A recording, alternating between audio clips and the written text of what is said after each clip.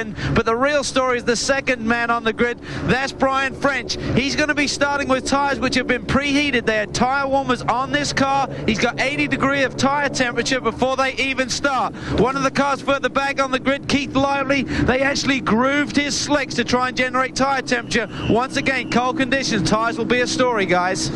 A great story indeed. The Atlantic's coming out, fastest cars coming your way to end the day. We come back though, we'll meet our GT1 champion, Mr. Irvin.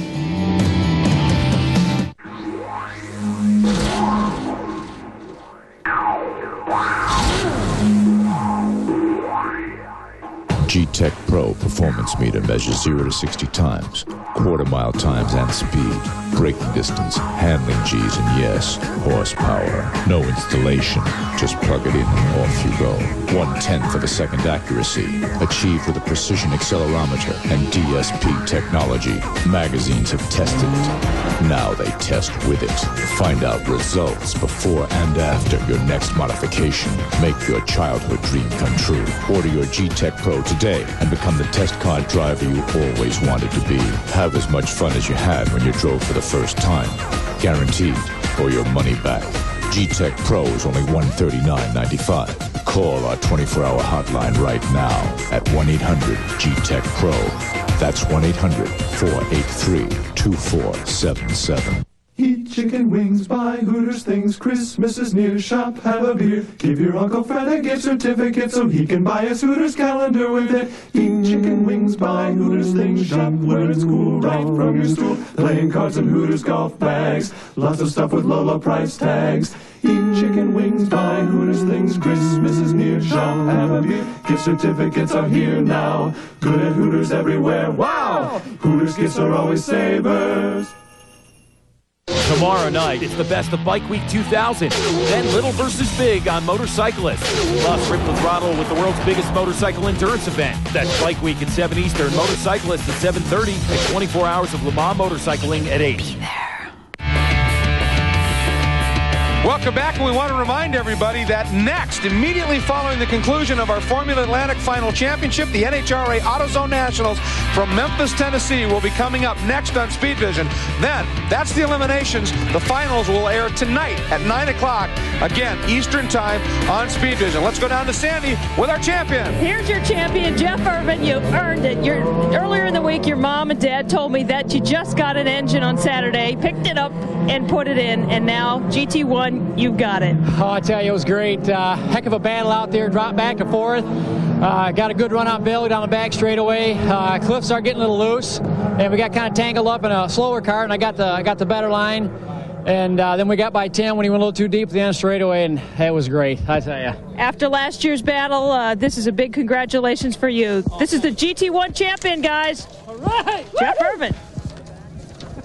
You can understand, again, just how enthusiastic he is after that so close last year. At this point, let's take you, as we have seen, the Formula Atlantic cars right there they are on the pace and parade lap. So we want to bring you the CarParts.com starting grid for the Formula Atlantics. And, the Valvoline Max starting grid for the Formula Atlantics. Coming at you, Larry Connor. We heard Cal talk about how quick he's been. Brian French, the defending champion, so fast. Paul LeCain and Keith Lively, both very impressive in qualifying. Then, in our next couple of rows, Chris Kaiser has bought the car that Steve Ford took to 2 national championships, and Mark Rodriguez back with that very fast Mazda-powered Ralt. And we're seeing that, Dorsey, in this category. The Pro category, it's all Toyota, but there's some mixing and matching going on. And David Vandenberg, an old Ralt RT4 with a very unique roll cage, and he's running awfully fast. Most of these cars, you see the RT41s are Pro cars. They are, in fact, the same that you run the Toyota Atlantic Series, and they run a 1600cc double overhead cam 4-valve Toyota. But we have a Mazda in there, and you could run an old Ford Cosworth like I used to if you wanted to. Most guys don't, because obviously it's not quite as competitive. Single-seat open-wheel cars with wings, a lot of downforce here. They got big tires. The temperature, as Calvin said, is going to be a big factor because they're relatively harder compounds, and you're going to have to get some temps in them. But these cars are the fastest cars about anywhere through a corner. They make big downforce. We also are going to take a look at our onboard camera. It should be a good one. Paul LeCain from Sandown, New Hampshire, runs out of the Northeastern Division. There he is, number 90 in the Goodyear Valvoline Ralt RT41. Now, keep in mind, of course, that these cars also have ground effects where they have all of that extra grip, which has got to help right now in these cool conditions. Let's quickly take you back, show you our CarParts.com GT1 provisional results from that last race. And once again, Jeff Irvin doing the job, putting it together, and took the win. Tim Cowan, boy, it was an interesting race for him. He fought back to second. Jack Bush holding on for third. Rob Giorgi in the old Tommy Bahamas car that Chris Neville actually took a couple of wins with. There's the rest of the starting field. And of course, there's your story, Cliff Evan. Who knows what may have happened if Evan had been able to stay with that one and put it together. We won't know for a while now. But meanwhile, here we come. The Atlantic cars, Calvin, are coming out of turn one, heading up into the chicane. This is a category you are so closely associated with, winning the Pro Championship in '87 and here at Mid-Ohio. That's right, Greg, and just want to give you an update on Larry Connor. I mean, he has a lot of experience down in his crew. He's got Lee Hagan, who won the '85 Super V Championship with Kenny Johnson. He had Tom Knapp here last week. He's the guy who won the IRL Championship with Greg Ray, setting up the car for him. So that car is dialed in, but as always, cold conditions, he's got to be careful in the opening laps. And you mentioned, of course, Greg Ray won the national championship and went on to do fairly well at a big track in Indianapolis. Boy, they're going quick, Greg. Oh, big, and only those front couple rows are lined up. They're not lined up. No, green! We're green anyway. Connor to the inside, French outside. Awesome break. Oh, look at Brian French trying it around the outside, and no, not going to happen. Connor takes it. Keith Lively had to give way too. We're on board with LeCain. Sits in third. Right behind him is Keith Lively. Well, because of the downforce on these cars, and the guys are probably running a lot of wing in the car right now, they will stop incredibly well. We'll see when they get up to speed this next lap, you won't believe where these guys can stop. Connor's pole a 120.7, French next at a 122.1. So obviously Connor is fast. French with those preheated tires, but they sat a while on that pre-grid. Some of that heat had to have dissipated. 80 degrees wasn't all that much heat. You're right, it did. It might have been a little help, but it won't be after a lap or two. These guys, I drove in these cars, Greg, 6 times at the runoffs, and there's nothing faster in the corners than these cars are. Well, you got the ground effects tunnels underneath, literally creating that suction, plus the wings. And again, with the temperatures here, that's got to be great help to be able to just crank in more wing, get some more heat in the tire if you want it. Yeah, I would think everybody's opted for a lot of downforce in the car on their setup so that they all get the grip that they need. They don't have to worry about the straightaway speed so much. But look at the lead already developing. So if somebody had gone brave here and really trimmed the car out a little bit and was willing to be able to hang on to it, that could be very interesting. Well, the thing with Mid-Ohio is you can't really trim it too much because there's too many corners here. It's a neat track from that standpoint. You got long straightaways where you need to go fast, but there's equal amount of corners where you have to be fast. And already Larry O'Connor is opening up a little bit, then French, then LeCain, Lively, and oh, big lockup from LeCain, and right there, big move by Chris Kaiser, but he decided to wait, discretion being the better part of valor, and he will fight again here in just a little bit. We'll be right back for our final championship. I like new things, especially when they get old. Like keeping things around? Use Valvoline Max Life, the first motor oil formulated for higher mileage engines. Max Life conditions use seals to help prevent leaks and helps keep your high mileage engine performing for a long, long time. Son, another 100,000 miles and this baby will be yours. This is kind of how you look to the infrared sensors in the all-new Dodge Caravan. They read the temperature around the driver, front passenger, and back passengers, and give each zone its own control. It's the only minivan that offers automatic 3-zone climate control, because some like it hot, some like it cool, and some just want in. Dodge Grand Caravan, the best minivan ever. Different. Hi, AJ Kidd here. Boy, have I got a great ski tip for you. Check out OLN's FIS World Cup competition Thursday nights and Saturdays and Sundays for your chance to win a great ski vacation. Look for OLN's Ticket to Adventure on OLNandaway.com.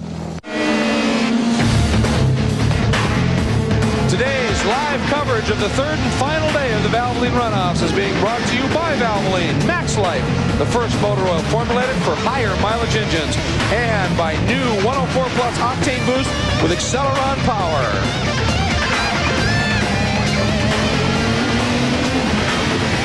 board with Paul LeCain, and Dorsey's given us a great view, and he is not letting Brian French get away.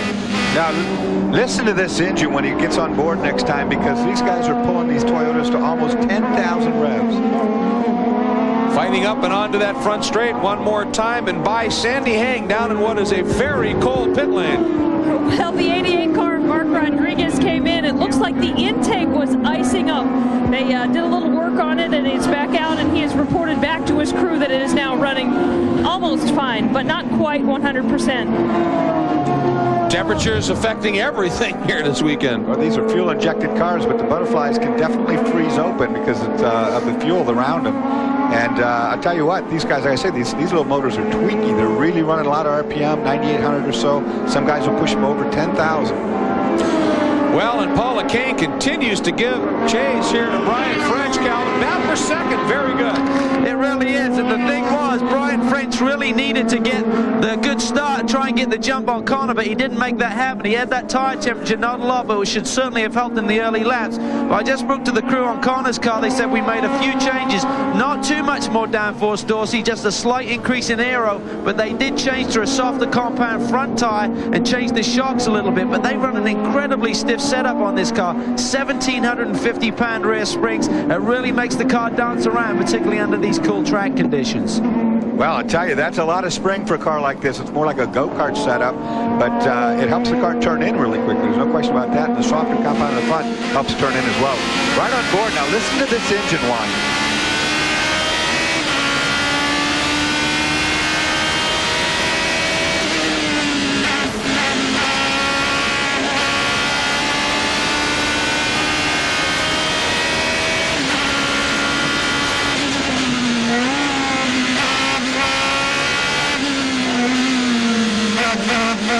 Boy, revving so high, it's actually affecting the onboard a little bit. That is unbelievable, the revs that these cars generate. Yeah, they do a lot of RPM. They get a lot of power up there on the top end. There's no question about that. You know, Calvin talked about Brian French a little bit earlier in the show.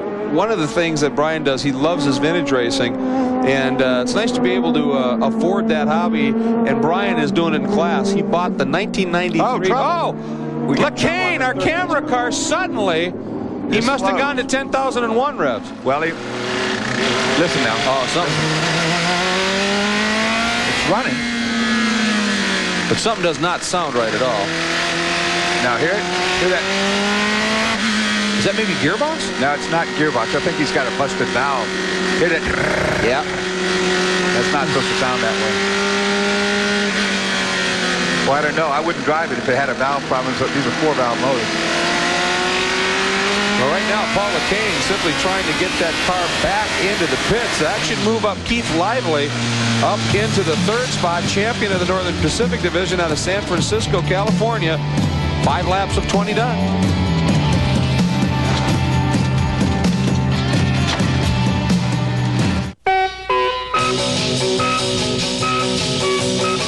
Cornerstone Promotions brings you Rockin' Instrumentals, featuring 34 of your all-time jukebox favorites.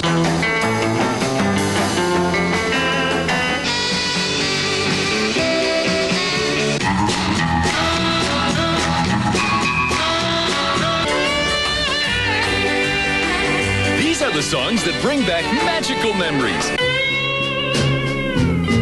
34 original hits by the original artist, together in this one great collection.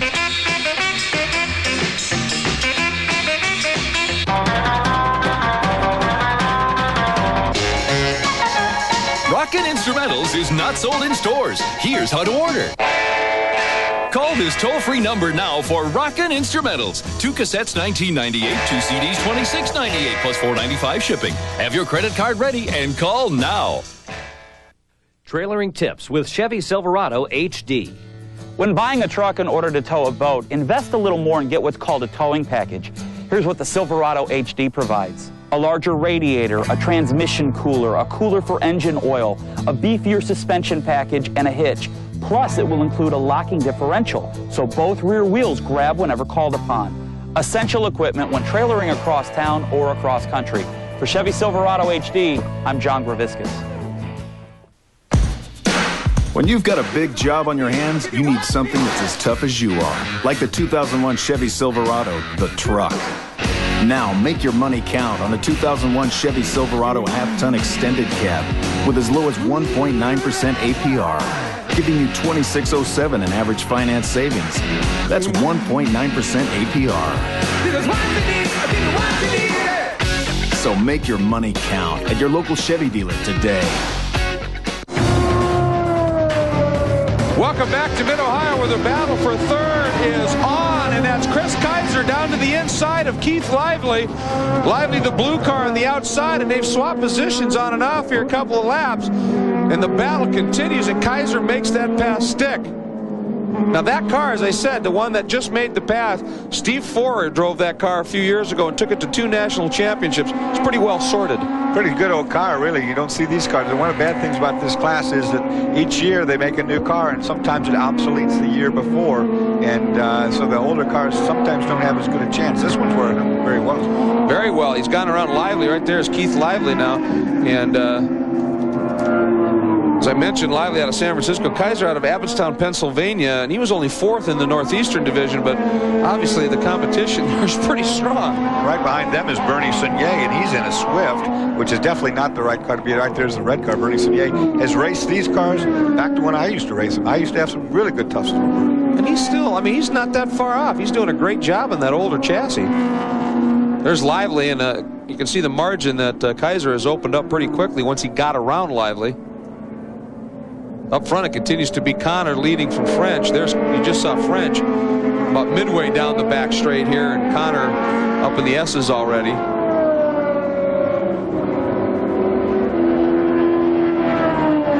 Kaiser just screaming down that back straight, and of course Lively doing anything he can right now to try and stay close. It looks like Sunier might be closing in on Lively a little bit here. Bernie doing a good run for himself, like you say. It's not the right car. It's not as good a car as these guys have underneath them. And in this class, there's no driver in the world that's going to overcome the deficit of the technology that these cars possess. It's awesome. These are like little Formula 1 cars. Right. Well, the thing with the Swift, I remember it was Greg Ray, as a matter of fact, the year before it was the year he won the national championship. He entered his Swift up against the RT40s and the 41s at Milwaukee on the mile. The Swift, compared to the Ralt, didn't make anywhere near the ground force or the downforce, the ground effects, but it was incredibly slippery. As a result, Ray entered it at Milwaukee, put it on pole, and led a good chunk of the race until I think he had a gearbox problem or whatever. But those Swifts in a straight line are still quick. It's just that when they get to the corner, they have to brake sooner, and they can't get through the corners anywhere near as quick as these Ralts. Right there at number 33, that's Knox. He is also running an older Swift chassis. Yeah, I'm doing a good account of that, too. Those two having a good tussle. Yeah, Norman Fox, the Fox Auto Parts Swift DB4. And the guy he's chasing right there is Kenny Suede.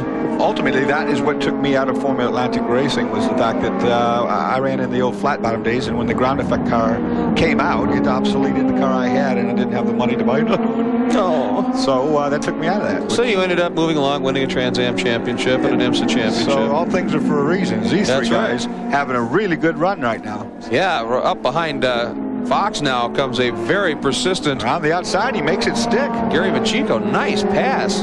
Really good pass. Excuse me, that's Connor. That's Connor lapping. Yeah, I thought it was. I looked at the monitor for a second. Calvin, Connor is absolutely hooked up. He's flying, Greg, and one of the things that the competitors were saying all week long, that he had great straightaway speed, and this year he's changed from injection over to carburation, and that allows him a 50-pound weight break, which is obviously a bonus, but more importantly, he says on the dyno, they're seeing about 8 or 9 more horsepower. Arnie Loining does the engines and does a great job. He has a great history of great motors in Ford and Sports 2000 and stuff, and certainly some good Atlantic motors over the year. He did Jimmy Vassar way back in the early 90s, so he's got some horsepower, he's got less weight, and he's got a flying machine underneath him. He's got a flying machine, and he's the pilot right now, doing an incredible job. One thing about the injection, although you have to drive a heavier car and it's a little less horsepower, it broadens the torque band. Some of the drivers prefer that. O'Connor's making use of raw power.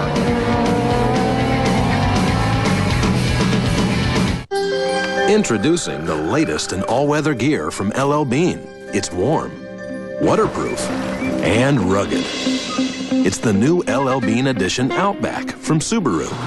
With full-time all-wheel drive, classic LL Bean styling, and a new, powerful 6-cylinder engine that makes the toughest drive a walk in the woods. The LL Bean Edition Outback, new from Subaru. Arca, sold separately. Get the latest word in performance. Get the inside track on import car news. Get all the answers you're looking for in Motor Trend, the world's #1 automotive authority. Call now to get a free trial issue of Motor Trend and save 76% off the cover price. Whether you're looking for a new car or you're an automotive enthusiast, everything you need to know is in the pages of Motor Trend. From road test review to performance trends, from sport coupes to SUVs, from Detroit to Tokyo. It's all in Motor Trend. Call now and get a free trial issue of Motor Trend and save 76% off the cover price. Motor Trend, it's got all the automotive answers you're looking for. Call now for a year's worth of the world's #1 automotive authority. Motor Trend, 1 year is only $9.97. Call now and get a free trial issue. Wednesday night, Speed Vision turns on Moto Madness. We're testing the hottest muscle cars of the year 2000. With everything you need to know and all the muscle you need to stay ahead of the pack. That's Motor Vision at 7 Eastern, Motor Trend TV at 7:30, and American Muscle Car at 8. At the beginning of the race weekend here in Central Ohio, the Richland County community goes out of its way to welcome the racers, crews, and fans to the area. When the Runoffs first came to Mid-Ohio in 1994, the community looked at the event's previous 24-year history at Road Atlanta and saw an event with a long-term future. The group that puts this together is a Richland SCCA committee. It was formed 6 years ago to make sure that we pay attention to this group when they come in. It's got leaders from across the county, from different cities, from different economic development agencies. Our organization coordinates things, and the biggest thing is everybody has a lot of fun doing it. The Runoffs are the final event of the half dozen that visit Mid-Ohio each year, and according to Lee Tassif, they have saved the best for last. On a whole, and there's some 4,000 folks that come in, members, volunteers, drivers, crews, that we see on a regular basis that say thank you more than any other group, a higher percentage than any other group that we've ever dealt with. Those kind of things go a long way. When people give of their time and money to put on the things that we do, we enjoy it that much more. And they come to the booth and tell us that. They come up to us in the dinner. They come up to us when they're getting their tickets and say thank you. We look forward to coming here next year. Those things make all the difference in the world to the people that put this on. And they do a stellar job, and I have been to that party in that Fairhaven Hall, and it is a blast. They serve you an incredible meal, all the volunteers who are part of this, Dorsey, and then they have some great music and dancing and partying. And really, since it's come here, as he said, this community has really taken this event and made it a very special happening for the entire area. Well, this Valvoline Runoffs, let's not get it wrong, brings in a lot of revenue to this area too. All the hotels are full, all the restaurants are full every night. You know, this we get a big crowd here. This is a big event. It's the biggest road race there is in the world. And there is your leader, Larry Connor, who just continues to uncork some brilliant laps. There's Brian French, number 45 in the Motorsports Enterprises. Ralt sits in second. Connor driving Connor and Murphy Limited. Ralt, both of them 41s, and they have things pretty much their own way right now. Brian French, a very colorful car. He's a very colorful character heading down in the Milwaukee region from Central Division. Sits in second. He just doesn't have an answer right now for Connor, who is absolutely hooked up. As Calvin said, it's almost a plane right now, and Connor's doing a great job. That combination that they use and the horsepower he must have. You were talking about the torque band on a injected motor. It makes it a little easier to drive off corners, but these cars have a lot of grip, and sometimes with big carburation, you know, you can target a specific RPM band, top end for instance, and really make big power.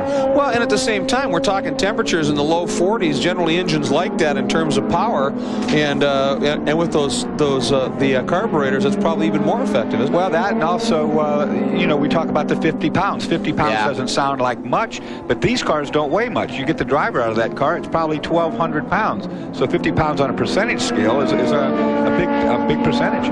Yeah, that's almost 5% of the car's weight right there, and that's very significant, particularly when you're talking a car that's 240, 250 horsepower.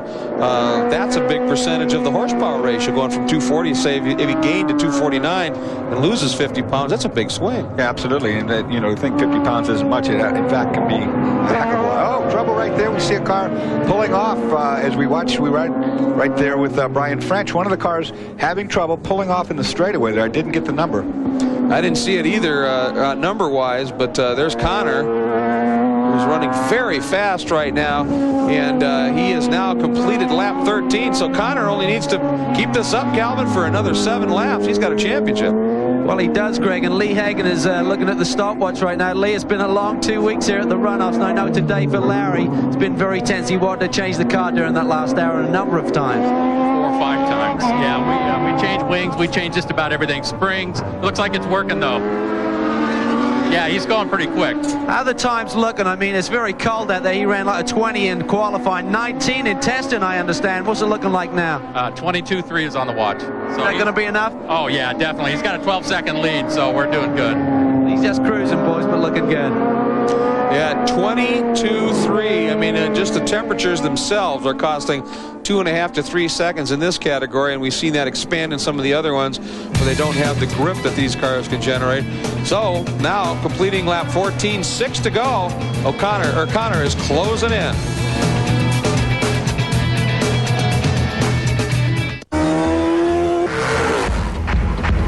If you added up all the hours you've spent boring out cylinders, building strokers, and setting up suspension, you'd have graduated from MMI by now, and you'd be getting paid for doing what you love.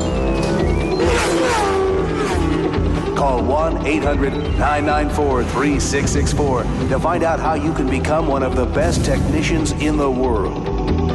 Motorcycle Mechanics Institute. G-Tech Pro performance meter measures 0 to 60 times, quarter-mile times and speed, braking distance, handling G's, and yes, horsepower. No installation, 1/10 of a second accuracy, achieved with a precision accelerometer and DSP technology. Magazines have tested it.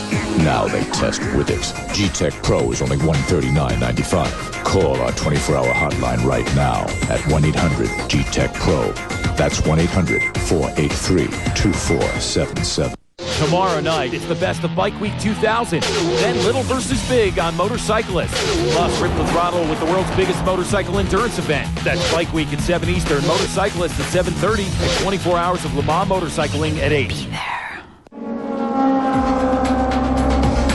Welcome back to Mid-Ohio, everybody, as we're closing in on the last 5 laps, about to wrap up this year 2000 Valvoline Runoffs. Mr. Connor continues to lead very strongly. Now, you know, we've been talking about the great job and the terrible conditions that our pit folks have been doing. Calvin Fish, John Bizignano, Sandy Hang. It's been awesome, but you're not getting these pictures and you're not getting all of this action from people sitting inside either. The camera crews that Speed Vision has put together for this event, as well as the RF people, those are the people that take care of those onboards. They're outside working with the pit staff, putting those cameras on the cars. There's Tess. Now, she's probably the smartest of the bunch because she grabbed a couple of the baked potatoes from the hot locker before she went out there, threw them in her pockets to keep her hands warm. Quick thinking for Tess there. That's Gunther. Big wave from Gunther up there, boy. It is cold, folks, and they've been up there for hours. Look at Chuck. Look at the height he's dealing with up there in the breeze. Doing a great job, and of course those guys so dedicated and more concerned about protecting the cameras. That's Ron. Thank you, Ron. Incredible job from Ron. We appreciate it. Keep the tour going. That's Kevin. He's the tech manager. He's outside because that's where the radio works best, and he's got to be able to respond to any hassles in a hurry and fix it. So, boy, that is a cold person operating a camera right there. Thanks very much. An absolutely great job as always. And keeping those cameras wrapped to keep the warmth. Greg, let me tell you something. Those glorified deer stands are cold. I shot my open from up there the other day. It was solid ice up there. I believe that. I wasn't a happy guy. Well, you're inside where it's warm and you're at your best. I'm a little better now. I'm still too cold. I'm going to Florida. There comes Connor, and he is going by. It's an interesting story, that number 31 car he passed right there, and that's Gary Machiko, who I mentioned earlier, out of of the Northeastern Division. That is an old Ralt RT5. That's a Super V that is allowed to run in club racing in the Atlantic category. He's been very competitive as well. But there's our current top 5 with 3 to go.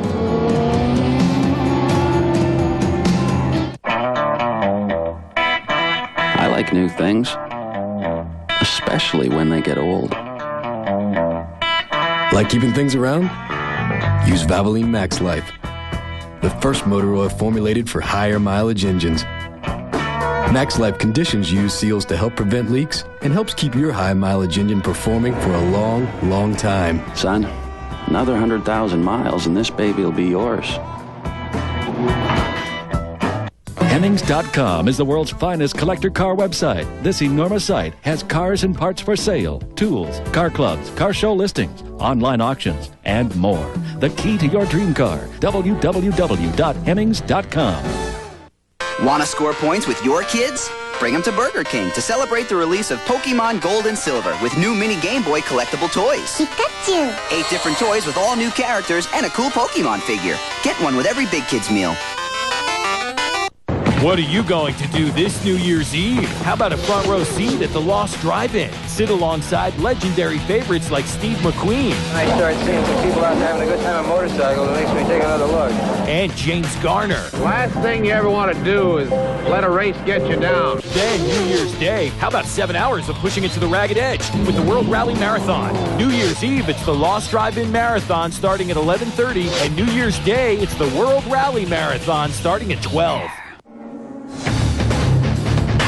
Today's live coverage of the final day of the SCCA's Valvoline Runoffs has been presented by Valvoline Max Life, first motor oil formulated for higher mileage engines.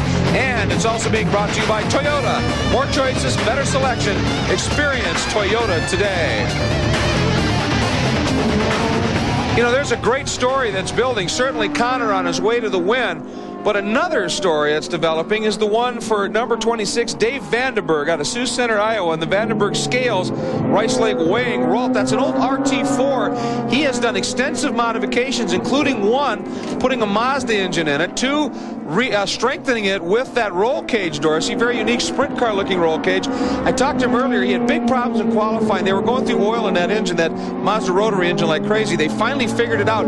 He said the car's quicker than an 11th qualifying. He's up to 6th in a great drive. Doing a real good job. And RT4 is one of the very first ground effects cars after the flat bottom one I was talking about. That car is dated, believe me, nowhere near as quick as these other guys. He locks the right front up, and he's doing a great job. Last lap for this man. Larry Connor, what a great run he's put in. Congratulations, by the way, the Vandenberg. That is just an unbelievable drive in that car. But Connor, last time out of the keyhole, and he has got an absolutely unbelievable run going. Yeah, there's nobody going to touch. That car is on a rail. The setup they did, the springs and so forth, you heard his crew chief talking about with Cal, they nailed it. They got it right on the money. Car's doing everything perfect. That makes it very comfortable for the driver, doesn't it? When you are extremely confident in the car, you can do everything just a little bit more committed. You see him right there. I mean, he's just from the outside of the racetrack to the inside, he's got it wired.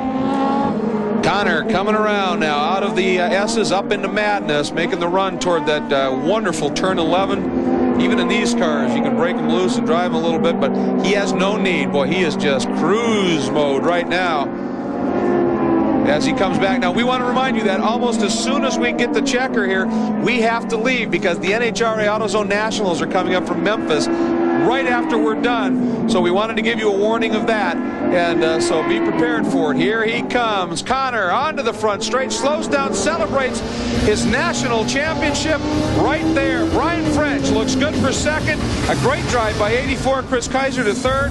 Great drives all. 480 total laps, 224 races, 10,090 miles for our 24 national champions. For Dorsey Schrader, Calvin Fish, John Bizignano, Sandy Hank, I am Greg Creamer. Thanks to Speed Vision Productions and a great crew. Thanks to everybody for joining us. Enjoy the drag races from Memphis next.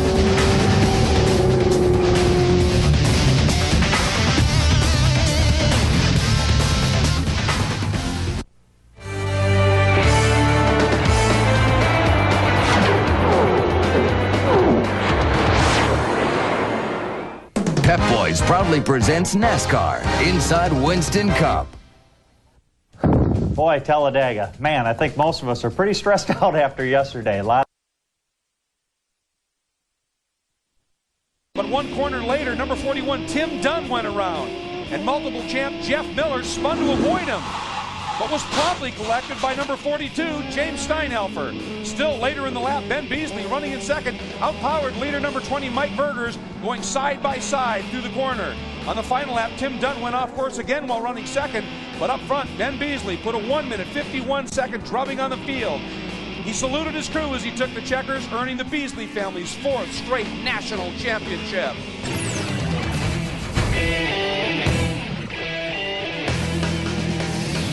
The name Beasley and Runoffs Gold are synonymous. It started with Father Al Sr., son Al Jr.'s had success as well. But the man of the moment is Ben Beasley. He's won 3 of the last 4 national championships, and the year he didn't, well, he loaned his car to brother Al, and Al took the gold medal. Ben's going for the family's 5th straight.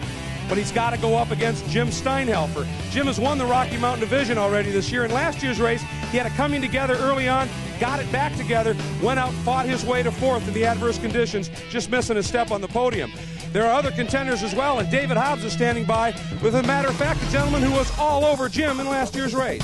Well, his close associate in that altercation was Jeff Miller, who DNF'd last year here at the Runoffs. But Jeff really can't complain with 6 national championships to his credit and at least 10 poles. We think 10 poles. He says he thinks it's more like 20, but of course he's a driver, so what can you say? Next to him, Jack Lucilli. Jack Lucilli's had a bit of a troublesome year with his car this year, but he's also had a 1st, a 2nd, and a 3rd, which gets him to his 1st ever national championship runoffs. And Richard Leslie. Richard Leslie is the current Northeastern national champion with 4 wins this year, so he is going to be a very strong contender this afternoon. The Runoffs are very much about variety, and no class captures that spirit perhaps better than C Sports Racing.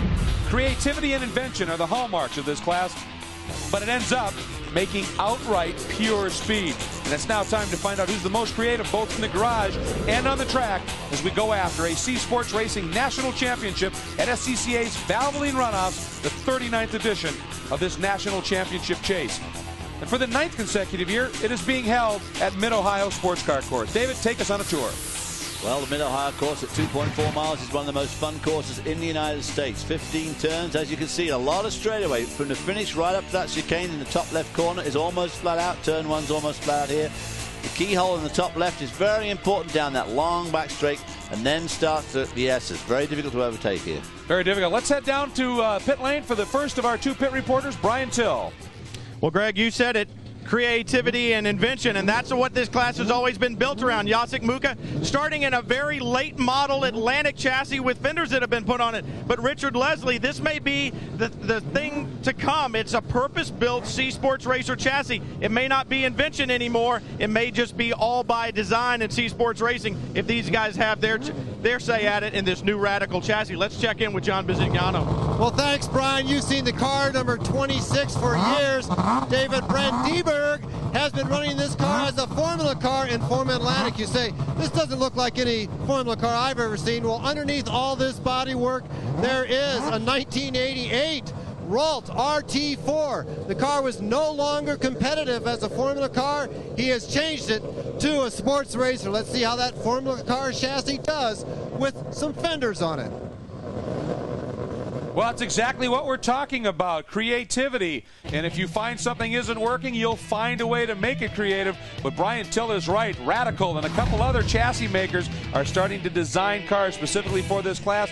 Drop an engine in and go fast. Things may be evolving here in CSR. Now this here, that's the drain plug. It lets the oil drain out. FA Valvoline Runoffs is brought to you by Valvoline. You can always tell the guys who use Valvoline. Welcome back, everybody. The field is underway. We want to take you right to the Valvoline starting grid, introduce you to the combatants here today. And we're going to take a look at it. Ben Beasley won from pole last year, and he started off well. He has put his number 1 championship winning car back on the pole here. There's Jacek Muka and Jeff Miller, Richard Leslie. Russilli, Vandenberg, Steinhelfer, Metzger, Charlie Coleman, and Skip Reaver. Now, this is a field that's a little short at this point in terms of number, but there's some awfully quick drivers and some great creativity in this class. And David Hobbs, we talk about sports racers. There's a couple different classes. Tell us about C Sports Racing. Well, C Sports Racing is right in the middle of the pack there. You see purpose-built road racing cars, as we've already seen from our pit reports. These cars, some of them are home-built, some are built off Formula Atlantic chassis, which obviously is a full racing car. Obviously got fenders around them, open-top car, and these really are just like a Formula car with bodywork on. A lot of different engines there. Some very interesting engine conversation in there. And they run very, very quickly. I mean, the pole time here, a 1 minute 24.048 by Beasley, and it broke the track record he set here in 1999. We'll be riding on board with Jeff Miller, qualified third. Miller, one of those drivers with a tremendous history here at the Runoffs. He has 6 gold medals, the first one coming in 1976. So Jeff Miller has been a frequent competitor at the Runoffs for a long time. He certainly has. He, of course, runs with a 6-cylinder Kohler engine, Kohler out of Kohler, Wisconsin. Very interesting. He runs with that. A number of the drivers run with 1,000cc motorcycle engines. There's in a couple of cars in the Ralt. You've got Mazdas. Beasley's car runs a rotary as well. It's a great mix. But that car right there with the big R on the side, the Radical, some people think that might well be where this is going at this stage, because of the fact that they could build the chassis and have found a way to do it relatively cheaply at that. Let's check in once again with our pit reporters for some last-minute thoughts. Brian? Well, you know, we talked about creativity, and Greg, you know, part of the problem with creativity, it's like stepping into the laboratory and mixing a bunch of chemicals. Sometimes it works well, sometimes it blows up in your face, and one of the problems with these cars sometimes is they are so stressed, they're trying to take things to the limit so far to make them work in this class that they blow up in your face, quite literally. So dependability is always an issue in C Sports Racer. We'll have to take a look at it and make sure these cars make it to the end. John Bizignano? Well, Brian, we've talked about the short field in this class, but it takes a lot of engineering know-how to keep one of these cars on the track and actually to build one. There are several manufacturers out in the wings that hope to bring this type of car to more of a production race car schedule where people can go out and buy the cars and run them rather than have to sit in their garage all winter long and tweak something into what's called a C Sports Racer. Next year, there should be some more cars.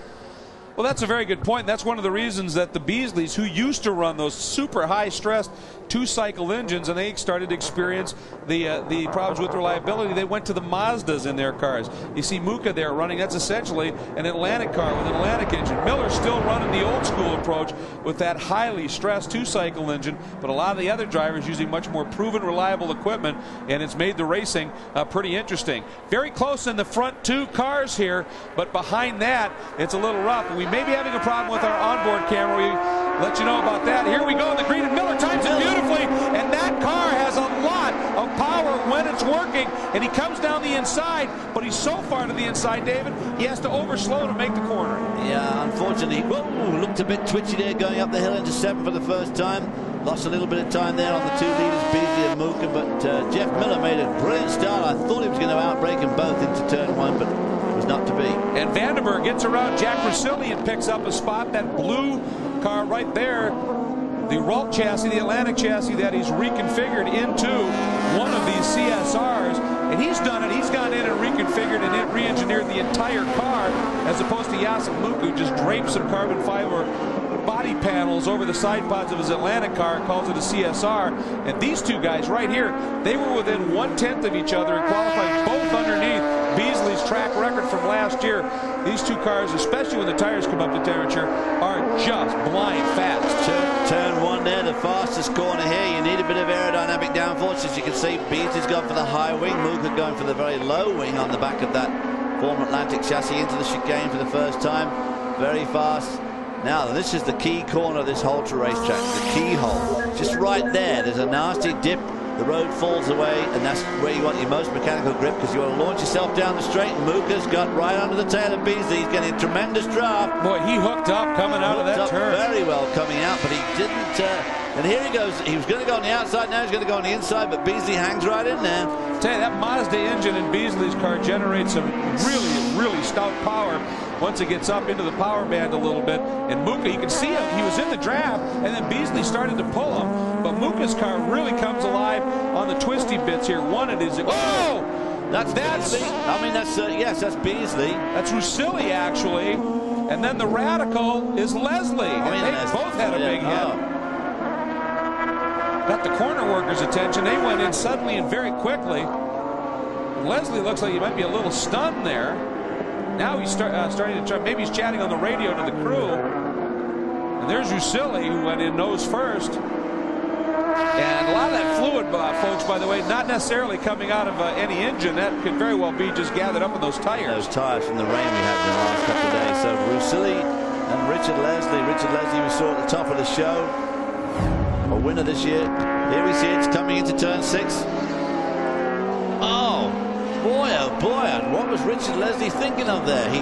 He got around him and then just absolutely nailed him going up the hill to 7, closed the door right on him, forcing the car Rusilli onto the grass, and Rusilli came back up, and wow, that was a solid hit. They got in there pretty good, and we have a full course caution has just come out of. The question now becomes, did Muka get that pass completed before the caution came out in that section of track? I think we may find that Beasley's back in front here by direction. I think so. That was not very smart driving there by young Richard Leslie, I have to say. I don't know what he quite thought he was going to do there. All I can imagine is that maybe he thought he was clear. But he was clear, but well, he wasn't really clear, but he just absolutely forced Rusilli right onto the grass. Yeah, Rusilli was well alongside at that point. You have to allow a little racing room, or what happens will happen. And that was indeed the case. So we'll come back, and Muka in the lead, but Beasley might be there when we return. Roar of Charlie Kuhlman's Dragon on his C Sports Racer. Charlie's known as the father of sound control, Dr. Decibel. Charlie, how did you come by these nicknames? Well, back in 1960, Laguna Seca was deeded by the Fort Ord people to the county. The county people said sound control. And I was there for that first race, and it was somewhat chaotic. And I figured all we need is a good engineer to take over. Little did I know. Well, he's known as Dr. Decibel because when he goes to see those cars that are too loud, they know him by Dr. Decibel, not by his name, Charlie Kuhlman. Can you imagine how loud these things would be without these mufflers? You know, they say don't equate noise with speed. Well, and in particular these days with the popularity of the Mazda engines, boy, they put out so much noise without a serious muffler on it. There's Charlie Kuhlman, and he calls the car the Puff Dragon, as you can see. And right now, Charlie running in the 8th spot at this stage, and he's been racing these cars for a long, long time. And he's one of the people that has been a true supporter of this class. And he may not quite be on pace with some of the other guys in the Young Lions, but Charlie Kuhlman has the heart of the line and has been around and a real factor in C Sports racing for a long time. Jack Rusilli not going to be a happy camper. We're about to see a replay now of the crash. We'll see what happened going down the straight. There's Richard Beasley goes on the inside there. And then Absi just moves right over, just pushes him right onto the grass. Meanwhile, Rusilli continues at unabated speed and rejoins the track right into the side of Beasley. So that is a case of the biter getting bit, mate. Now here's what we talked about, the pass under yellow, and there's a yellow light that goes on right at the end of this straight. And Muka, this isn't a problem. I mean, he wasn't trying to do something unfair. He just had a run, moved over, and there you see the yellow came up, and he was not by. At the point of that yellow, when that came up, he was not clear. Then you see the yellow light, but it's more not when that light was on, but when it came on and that yellow flag came out. And when that yellow flag was up, when he went by it, he was not by. So I would suspect they'll have Beasley move around. Well, for more on this, maybe we get some clarification. Let's check in with Biz. Well, car number 26, David Vandenberg, the man we interviewed on the grid who was hoping to put that RT4 forward. This was down into the intake. The intake was totally restricted. He was in the pits for quite a time, but the yellow flag's out there. I don't know if he lost a lap or not, guys. There's a lot of noise down here. You tell me. I don't think he did. I think he certainly lost some time, but of course, fortunate for him, he had the yellow then. David to be able to get in, get that taken care of. He'll lose a few spots, but with the speed he was running, he was 4th when that happened. He ought to be able to get right back up into the fray here. Richard Beasley, that is a beautifully turned out car, that car of Beasley. There's no doubt about it. It's a beautiful car.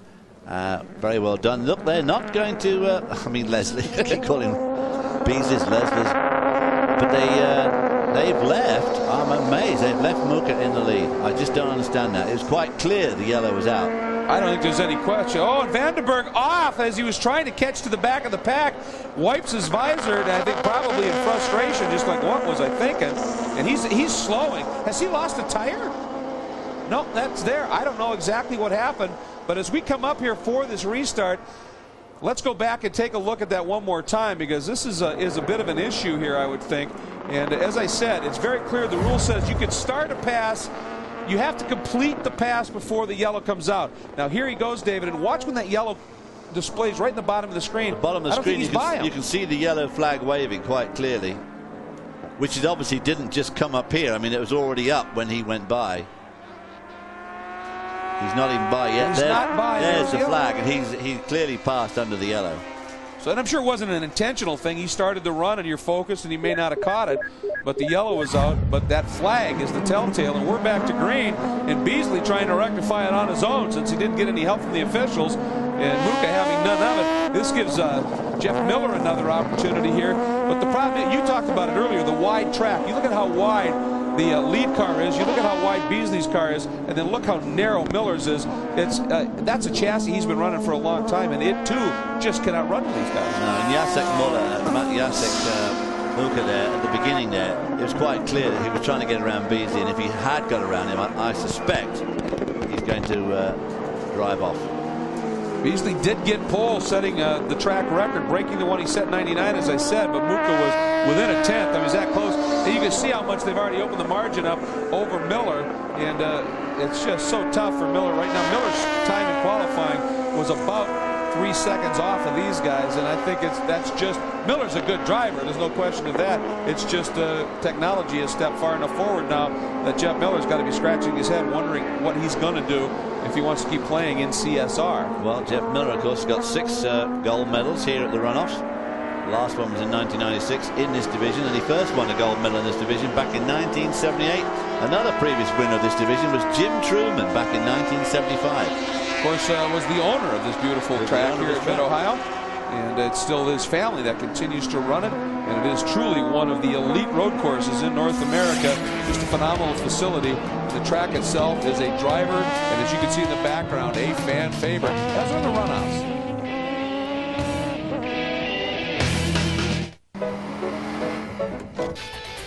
It's the SCCA National Championships, the 39th edition. It's the Valvoline Runoffs right here at Mid-Ohio. Glad to be bringing it to you here on Speed. C Sports Racing is the class under contest right now. And David Hobbs, not a lot of cars in this field, but the top two very, very close. And this has become a mono battle at this stage right now. But we're still wondering a little bit about the situation before the restart. Brian Till, any news? Well, I talked to the officials down here in pit lane, and all they would say is, we are aware of it. It's being looked at. And I said, so that's as specifically general as we can be. And they said, that's right, we are aware of it. It's being looked at. But John Bizignano, I think you're standing by with somebody who wants a little more than having it just looked at.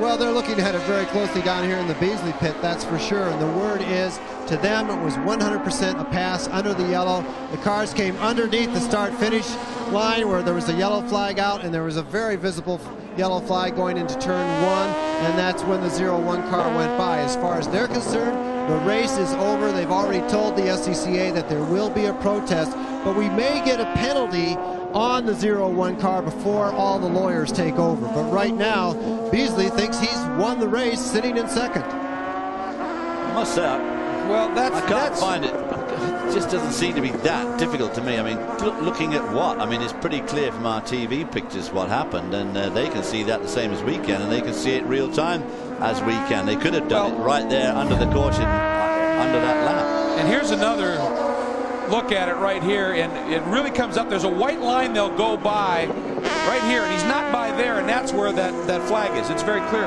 But David, this race, the runoffs, is run to SCCA club regulations, not pro regulations, and very few SCCA club events have TV, so they have very specific rules because there is no video that they can go back to, that a lot of it has to be handled via protests and penalties as opposed to black flags. Every corner has a worker, well, that's true. If a corner worker is calling in and saying this was done and there's a yellow, you can always make it good. You can always opt for that because the rule book called the CSR allows the officials to be able to make that kind of change. The GCR, it's called, the General Competition Rules. Here's Skip Reamer right now running in the 6th spot. Skip really had some problems in qualifying. Couldn't even get on track for the first 2 qualifying sessions. And then when he came out for the other one, he wasn't really on pace, and this is what we're seeing here. Reber right in front of Charlie Coleman, and these guys right now are well off the pace, running very slowly right now. Slowly off the but pace. They're battling at this pace. But you can see that they're a much narrower car than our 2 lead cars. These guys are going with the old narrower track cars, a much narrower car, which just doesn't have the stance to give it good grip through some of these corners, especially like that turn 1 there, which is a very fast corner. Very high wing on the Charlie Coleman car, as you can see, well up over his head there, well up in the airstream. There's no doubt about it. He's got plenty of downforce on the rear. Well, I think the problem might be is they've got more downforce right now than they got power. They both have been struggling all event long trying to get power, but they didn't want to miss this race, and they're having a good race. It's just that about maybe, what, 2/3 the speed maybe at the front of the pack. Coleman obviously has a little bit more grunt, the engine department, at this stage, and Reber, it's just been an exercise in frustration ever since he got here. Right now, there's Jacek Muka opening it up, and I think there's an exercise in frustration going on in the Beasley pit right now as well.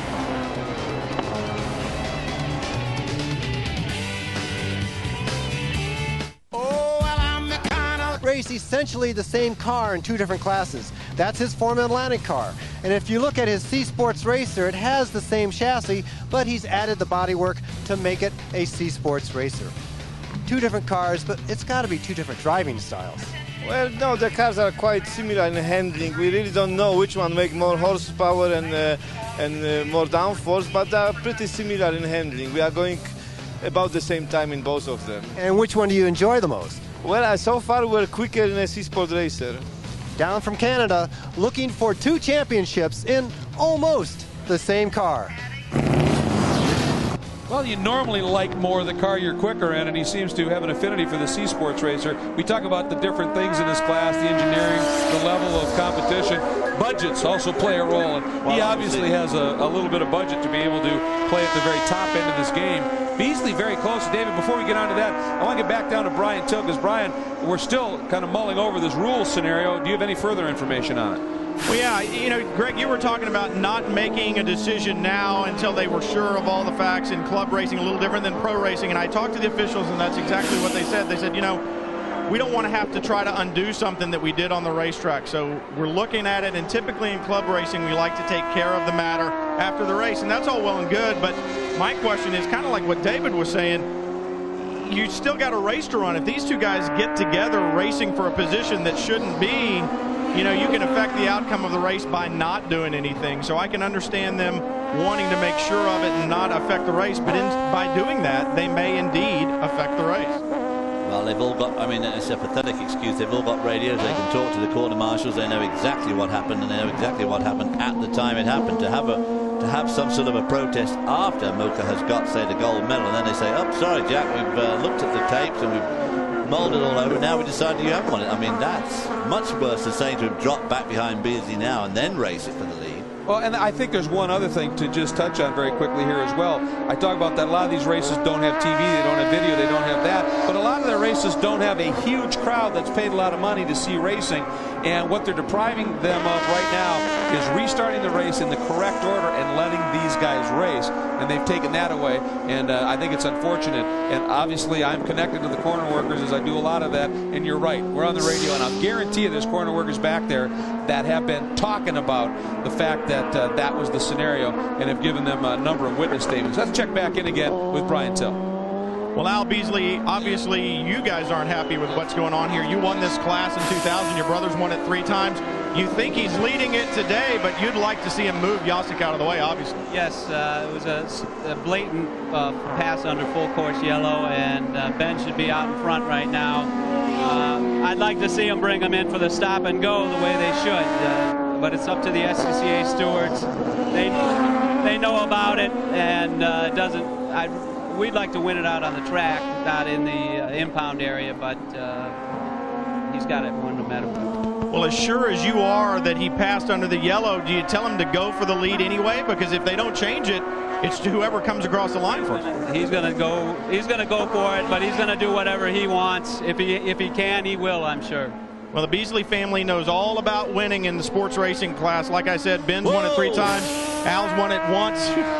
They're going to keep going for it, guys, but they're smart racers. Well, Ryan, you heard David Hobbs on the last 3 laps. Beasley has been crossed up in a couple of different spots. In pursuit, he just came through that carousel absolutely sideways, trying to prove the point that he deserves this one, and as opposed to getting it handed to him.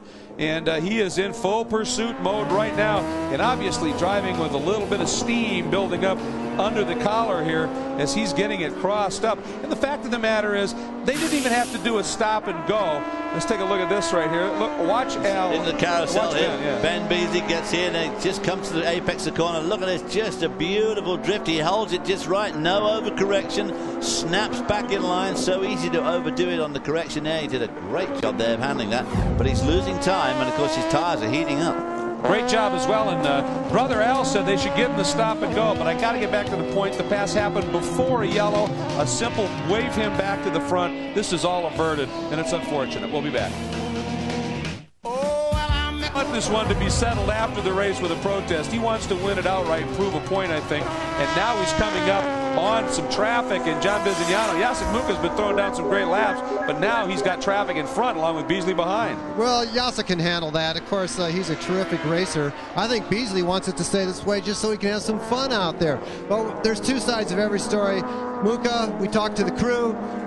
They are our guests from French Canada, and I wish David Hobbs or John Putty were down here to get the real meaning of everything. A lot of head shaking going back and forth.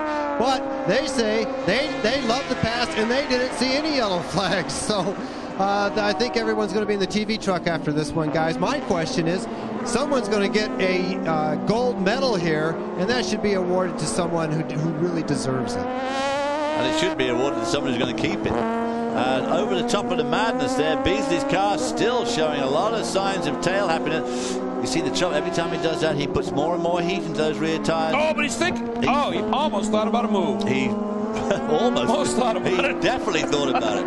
Almost made it. Almost made it, yeah. He's thinking about it all the time. Boy, Beasley is just absolutely flogging this car right now. Oh, more traffic coming up. In front of the carousel. Watch this here again. Here we see them coming up to madness. This is turn 67. Tries to get on the inside, but Jacek Muka is leaving no room on the inside. And as they come over the top, look at that beautiful slide. I tell you what, he's driving his car like a dirt track car, hanging onto it beautifully there. Got to be awful concerned, though, about just rooting those rear tires when you keep that up for too long. Got me a bit concerned. He's got 6 laps. Oh, Jeff Miller's done. Jeff Miller, for the 2nd year in a row, is out of this race. Last year, he was DNF. Well, let's head down to Brian Till. Well, Jeff Miller certainly knows how to win this thing. He won it in '96, but Jeff, awfully quiet as it rolls in here. Sounds like something's not working in the back. Well, we've got a little bit of an engine problem. There's something vibrating pretty bad, so we just had to shut it down. I don't know what's wrong with it. There must be something broken. Well, that's a smart guy. He says there's something vibrating in the back in the engine compartment, so they just shut it down. You know, he's won this thing before, but he's got a good feel for the car. There's no reason to run this thing if it's going to grenade out on the racetrack and make a mess for everybody else. So, smart professional guy. He pulls it in here and parks it for the day. And a lot of money for him, too, if the thing blows up. Yeah, absolutely. Well, he's a sportsman as well as a great racer, and this battle up at the front continues. And one of the guys looking under that engine cover was Jeff's son, Jason, a D-Sports racer with great success as well. Now this here back, and it is working very well right now for Jacek Muka up front, but Ben Beasley continues to hound him, and in certain spots here, there is no doubt Beasley, it looks like, is the quicker car, but in other spots, I'll tell you what, Muka is able to draw away, but right here, Beasley makes up a lot of ground into the keyhole, and then in the S's. I think that, to be quite honest, I think that Beasley is out-driving Muka at the moment. There's no doubt about it. I can't believe that Beasley chassis is only like as sophisticated as the Rolt chassis that underneath Muka. And I think that Beasley is just putting on a brilliant display of driving as we look at the 42 car. That's James Steinhelfer, qualified 7th. He was 4th here last year. We visited with him right at the very top of the show, and he now has found himself in the 3rd place. That's the bronze medal. So he's, if he can stay put, he will have improved 1 spot in terms of the finishing order. What he would like is winning his class. Really, he would like Mooka to have a stop and go. For he would love that. Then he'd be 2nd. Here's your 4th place runner right now, John Metzger. He runs in the Central Division, and it's a Beasley B2. That's the body work. Beasley's really involved in this class with the chassis underneath. Really, there's a number of different chassis options you can run, and he is coming up now on Dr. Decibel, trying to put Charlie Coleman down a lap. Charlie sees him coming, waves him through, but look at this! Traffic, and it's Steinhelfer, and the top 2 are now lapping the field, but Beasley was apparently able to use Steinhelfer as a pick. He's in the lead.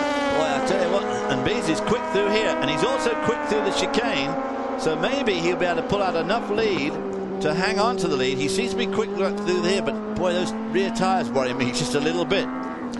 Let's watch him here through the keyhole, and you got to get out here, and if he right there, he gets it a little bit loose. But that time he holding a much tighter line through there. I think he's got more grip than the Beasley car. The Beasley car running out of grip now. We've seen those tires. He's 16 laps gone, so he's got 4 more to go. This is where the Mooka car was quicker before down the straight. You see rubber coming off the track. Whoa! Don't outbreak it here, boy. Up into 7. He's done it. Ooh, pushes a little wide there, but this is where Beasley's quick in there. And here's another look at the pass. It's at the carousel. Mooka is trapped by Steinhelfer there. And Beasley goes around the outside on the dirty part of the track. He's in the grey, he's in the dirt, the rolled up rubber, but Mooka gets totally boxed in there by Steinhelfer, who they're lapping. Well, and Beasley drove that. He saw that developing. He had to, and he used it to perfection, didn't he? He did a beautiful job there, did Ben Beasley. Absolutely outstanding piece of driving there. And he's right out there on the wrong side of the road. He's got all that dirt and grime out there, so he's losing grip. But he hung on there very well at keeping Mooka boxed in behind Steinhelfer. So Beasley is on the move now, and Brian Till, it was a beautiful pass that gave the lead. Boy, it was impressive standing right here watching, and I think what you saw there was the calm and the skill of Ben Beasley, the experience in this class. I jokingly asked Al, his brother, I said, how much did you guys pay Steinhelfer to block him like that? He said, Brian, I don't even have a radio. Well, hey, you got to read traffic, and I mean that's as much of it as anything. There may only be 10 cars in his class, but Beasley timed it beautifully when they got to traffic, and I think he feels he has something to prove in this race, and he may have gone a long way to doing just that. Beasley now in the lead here in the C Sports Racer National Championship race for the SCCA's Valvoline Runoffs in Mid-Ohio, and he has opened up his margin just a bit. He's opened up a huge lead. What happened to Mooka? Whoa! Boy, oh boy. He's just sliding that car around like a kid with a new toy. I mean, it is staggering to watch him. It's so exciting. He's got this car so beautifully controlled. I'm just a little bit worried about his rear tires, but he doesn't seem to be worried. He still holds a tight line through the carousel there, so not got a problem there. Pulling away very fast now from Mooka in the Rolt. And I think it might be more Beasley right now, but John Visignano, we've been speculating about different power plants and different power. Well, down here where someone in 3rd place actually gets lapped by the 1st and 2nd place cars. You won't see that anyplace else at the Valvoline Runoff. The problem is the 1st and 2nd place cars both have Mazda power. They're at 300 horsepower in the 26 car. It's their own motor, a 1300cc 2-stroke that's only developing about 250 horsepower. So he's 1/5 down on horsepower compared to the Mazdas. That's another thing that has to change. That's exactly right, and that's why a number of drivers that have been running the Formula Atlantic type cars with those engines in here, those Atlantic engines at best now run about 250 horsepower, and so you plop one of these Mazdas in the back and you get 50 more horse. That's huge, especially at a place like a Road America or a Laguna where you're climbing hills and the like. It's a big help. And of course, it makes a transmission choice difficult too sometimes, because then you've got all that much more horsepower. You're going to have to change things in the transmission to put it up with it. So Jim Steinhelfer finds himself well placed at this point, really, for the bronze medal. A little frustrating for him, certainly, that he'll be a lap behind that battle up front. But you almost have to wonder. I mean, certainly those 2 cars up front, Beasley and Mooka, were quick anyway. There's no question of that. But I think this may have become even more of an intense battle with what had developed regarding that yellow flag and the like. They were going after it. And a very solid run here for John Metzger. He, too, missed the first qualifying session because of a problem. The next session, he was only turning 137s. At the next session, they got some of the engine problems figured out. He trimmed another 3-4 seconds off of that. But he has been struggling, frankly, and it's in this race itself where he finally sounds like that engine's a bit healthy, and it's brought him now up into the 4th spot. And there's Dr. Decibel, Charlie Coleman, running now in the top 5, even though he's well back at this stage. Still in all, he's competing at the runoffs in a national championship and running in the top 5. So give him some credit, but that car is still just not real healthy at this stage. Not one of the closest grids that we've seen. Charlie Coleman qualified 14 seconds slower than 16 seconds slower than Ben Beasley. Ben Beasley now, I mean, he's putting a lot of daylight between himself now and Jacek Mucha, but the fact is that in qualifying he was 9/10 of a second quicker, so that's the sort of gap we thought we'd see. But Mucha drove a terrific race there, having got around him. He held him at bay for a long time, but Ben Beasley, once he got around him, he just disappeared. There's the pace there that you're seeing, and Beasley just turned a lap at 1:24.9, and here he comes onto the front straight. And Beasley picks up the checkers and another national championship, his 4th by my count in 5 years, and this team and this car is 5th straight. That's a remarkable run as well here, just an incredible effort. In his last lap, he went right before this final lap, he turned at about 8/10 of a second off of his qualifying pace, and it was fully 3 miles an hour quicker than Mucha. But let's go right back down to Brian Till, a happy brother watching. Well, Al Beasley Jr., it seems like the Beasleys own C Sports Racing. For a while there today, it was kind of questionable. How much of that desire after Mucha got past him and the questionable call was it that drove your brother back to the front? Ben doesn't want to back off for anybody or anything. Just to show you that, at the before the race, he said, take the rev limiter out and throw it away. So we took the rev chip out, and we knew it was going to be a tough race the whole way. And I'm glad we were able to win it out on the track the way that it should have been. It's just a great weekend. The Hoosier Tires and Redline Oil just put us where we needed to be. And it's all the support from the family and friends that really makes it worthwhile, and just a great weekend for us. A lot of experience and calm on the part of the Beasley family. You guys have won so many races, but how calm were you when you watched them come side by side through the carousel and make that pass for the lead? I have complete confidence. I mean, I'm more nervous than he is. I have complete confidence in his driving. He's one of the best drivers out there. So, you know, if it's there, he's gonna make it happen. In so much confidence, what position did you keep showing him on the pit board every lap? P1 the whole way. It was always P1, guys. Trying to maybe rein him in just a little bit, but Ben was going to have none of that. Al himself, of course, a 2-time national champion, 86 and 2000. Absolutely no question about it. A couple of quick stats for you. 1 caution for 2 laps and an average speed of 94 miles an hour for the race. That's quick. We'll be right back to visit with our champions.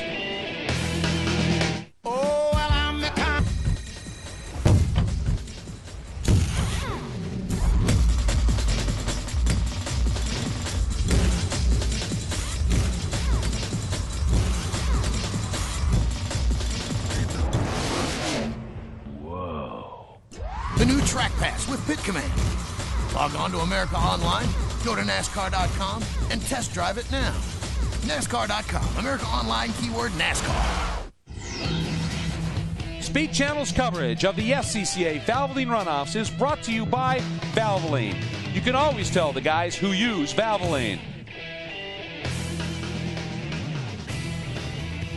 Well, the race is complete. Here is your look at the top 10, and it is Ben Beasley, Mucha, Steinhelfer, your 3 medalists. As we take a look at the unofficial results, let's get right down to Brian Till with our winner.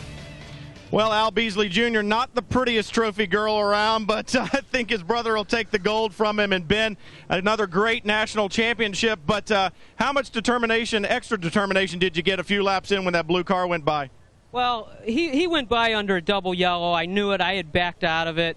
And I just wasn't going to win that way. I knew they gave me the 1 board. I was in first place even when I was behind them, but I was not going to win like that. I just wasn't going to do it. it would have been so hollow. It would have been unbelievable. And the pass that you made in the carousel, I mean, I have not seen a better pass here at Mid-Ohio. A lot of strategy there. Was that something you had set up before, or you just had to take your chances when you can? I don't know. Everything that I do and everything I am is just a blessing from God. And he just gave me wisdom. He told me where to go, and that was the place to be, and I snookered him. That's a professional racing term, guys. Snookered. He got snookered. And let's get down to the guy that got snookered. He's with John Bizignano. Well, Jacek Mucha, they say you got snookered on that pass. Tell us about that pass towards the end there when you were leading and that big yellow car came by. Oh, well, I was leading, and I think I have a little bit of lead, and we came on a back marker. At the same time, my engine started doing something which I don't know what it is. It's some small mechanical gremlin. And on acceleration from the last corner, Ben was quicker, and after that my engine wasn't up to snuff, and he ran away from me. Jacek, a little bit of controversy about your pass into the lead. Did you see a yellow flag? Yes, I see the yellow flag once I finish my pass. And there was a yellow flag at the start-finish and going into turn one? I didn't see on the start-finish. I see the flashing light. And the pass itself you felt was clean? Yes. Okay, well, there we have it. And this car had to be pushed into the pit lane. So, in some ways, very lucky to have it still running at the end of the race.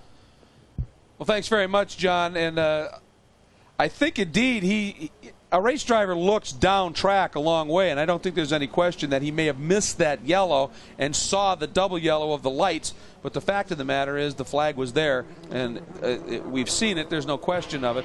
And so as the result, Ben Beasley found himself leading before he thought about it was at this stage. So here's a look at our results. There's James Steinhelfer. He gets the bronze.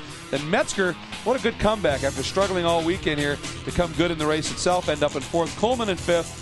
Reber, he struggled. Jeff Miller and David Vandenberg, who knows how this may have unfolded had those two gentlemen stayed healthy. Certainly the race for the bronze could have been a bit more involved and interesting, and not quite the run for James Steinhelfer. And then, of course, you take a look at Leslie and Riccioli, who had the incident early on at this point. But while Ben Beasley enjoys another lap of honor around here, we've got another medal winner. He's with Brian Till. Well, Jim Steinhelfer, they say to finish first, you first have to finish, and you might not have won the thing, but you finished, you got a podium and a bronze. I did, and I couldn't be more pleased. I had so much support this year from my wife Anne-Marie and son John and Mark Mercer and his crew that just really took care of me and gave me a really good car here.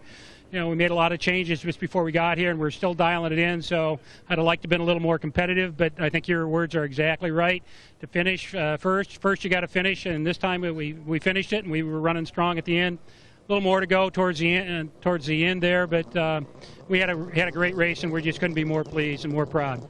You know, they say that this C Sports racing class, it's kind of like an experimental class. It's mixing a lot of chemicals in the lab. It seems like you guys are going to keep mixing and working on a better car? Absolutely. You know, like we changed the wing, we changed the shocks, we changed everything before we came this year, but we had a really sound, fundamental car. And the weather gods were kind to us here this year for the first time in a while, and we really got to run and see what we could really do. You know, next year we'll come back and have a little bit more for Ben and Jacek, but we had a great race, and we just couldn't be more pleased. Well, they say it's an experimental class, and you heard he mention the family. It's the family that's helping him mix the chemicals, and they're looking to be back next year. Let's get down to fourth place with John Bizignano. Well, John Metzger had a great run, but he doesn't like being lapped. John, you've got a Form Atlantic motor in this car, and you're thinking about a change. Yes, we're hoping to maybe go with Toyota power next year. Give us a little more equal playing field. How much power would that add? Well, I'm down right now probably 25, 30 horsepower to those folks. That's got to kill you on these long straightaways. Well, I think if you notice me going down the straightaways, those guys are going by me like I was sitting still. I could pretty well hang with them in the corners, but, you know, just no power on the other end. And what about the chassis itself? This was a Formula car made into a sports racer? This is an RT5 chassis. Ben Beasley actually built this car, too. It's just a different power configuration. Did he build it the same way he built his car? I wouldn't think so. I think we see a Beasley customer here in the future. Congratulations. Okay, thanks a lot. Appreciate it. Well, what they say, There's Ben Beasley right there, and they say imitation is the greatest form of flattery. And I guess if you can't beat them, you got to join them, and maybe that's exactly what they'll do: is find themselves a Beasley chassis. Well, that's the way to win all the races as the Beasley family. Al and Ben win all the races, get all the pole positions, get all the cups, and of course sell all the cars as well. So it's great. And in this category, we talked a little bit about there's a Radical chassis that's coming along. So there are some options that these guys can run in the future if they want to pursue it. And that Radical chassis, like the Beasley chassis itself, you could drop different engines in it. And we may see this class evolving a little bit as to its approach in the future. Well, we thank you very much for joining us today here on Speed for our coverage of the C Sports Racing National Championship. It was a very eventful race. Remember to check out speedtv.com, online information about all things motorsports. Thanks for joining us here for David Hobbs, Brian Till, and John Bizignano. I'm Greg Kramer. We look forward to visiting with you again right here on Speed Channel. Until then, take care, everybody.